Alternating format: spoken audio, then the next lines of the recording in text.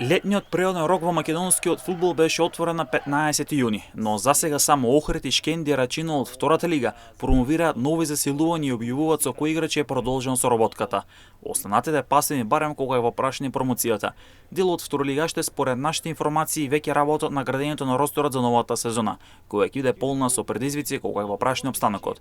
Шкендија Рачино во речиси го задржа костурот на тимот од претходната сезона, а при тоа беа представени неколку засилувања за што веќе информирав, додека пак Охрид кој веќе има договорено неколку квалитетни засилувања, според нашите информации, засега ги промовираше голманот Дамјан Серафимов кој се враќа, а како и Димитри Поповски кој исто така е поврдник, а двајцата доаѓаат од редовите на Штипска Брегалница, а во следните денови ќе бидат представени уште неколку квалитетни засилувања. Амбициите на Охрид се влез во прва лига, зашто клубот тој го потврдува.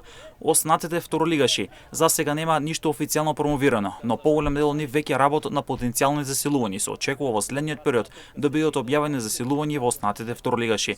Предизвикот ќе биде голем, затоа што дури 5 екипи ќе испаднат директно во трета лига, а 3 ќе играат бараж за опстанок во втората македонска фудбалска лига, а ваквото драстично испаѓање доаѓа поради кратењето на лигата од 16 на 14 екипи. Токму затоа екипите ќе треба интензивно да работат на засилување со цел да можат да ја остварат својата цел која што ќе имаат зацртано. Бидејќи многу фаворити за влез во прва лига нема, поголем дел ќе целат кон директен опстанок.